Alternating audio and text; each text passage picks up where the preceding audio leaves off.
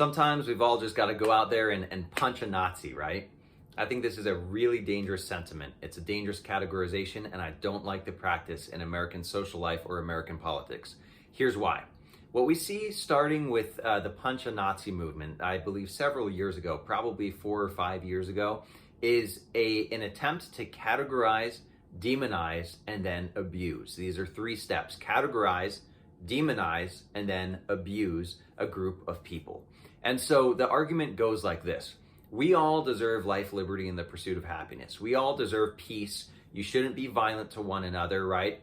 Except for if someone's a Nazi. A Nazi is so bad that they shouldn't have free speech. They shouldn't have the expectation of privacy or peace in their lives. They're not welcome here. So you know what? Actually, they're so bad that why don't you go out and take videos of yourselves? And people actually did this.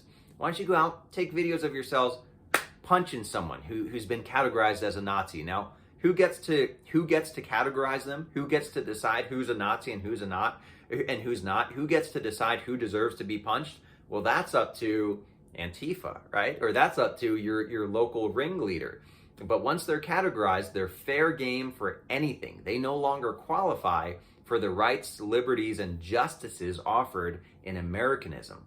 That's the argument, and it's really dangerous because I'm sure you probably see where the flaws are in this reasoning. The flaws are, who gets to decide who's a Nazi? Who gets to decide who's so bad that they don't deserve liberty anymore? Who gets to label these people? So you categorize them. These people are Nazis, right? Nobody likes Nazis. Nobody wants to come out in defense of Nazis, and rightfully so. So nobody likes them. Let's categorize them.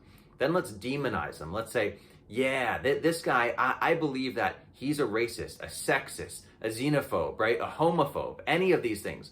And then you get to paint them in a really bad light. You have them in a category, you paint their whole category in a bad light, whether it's true or not. And I'm not saying it's always untrue, but whether it's true or not, you demonize them. And then step 3, you abuse them. You get to take away their rights because, hey, I support free speech. I just don't want a Nazi speaking on campus, right? Anyone but a Nazi.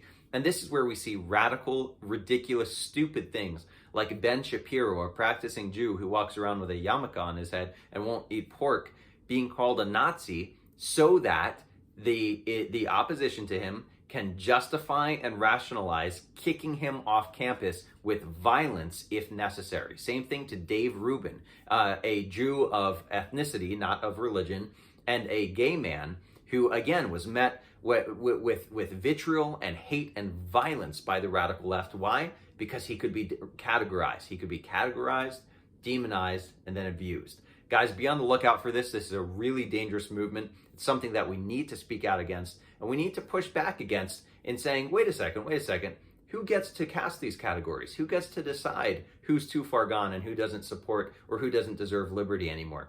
This is why I believe that, look, even the most destructive ideology of all time, communism/socialism coupled with atheism, which has killed more people in global history than any other ideology or religion, even that ideology, I say let them come onto college campus. Let them speak to adults. If adults want to listen to them, fine. If adults don't want to listen to them, fine. But they have their right to free speech and to an expectation of peace on the streets, to not be sucker punched because me and my friends have decided that they don't deserve American liberty anymore. That's all for now, guys. Take it easy. Have a nice day.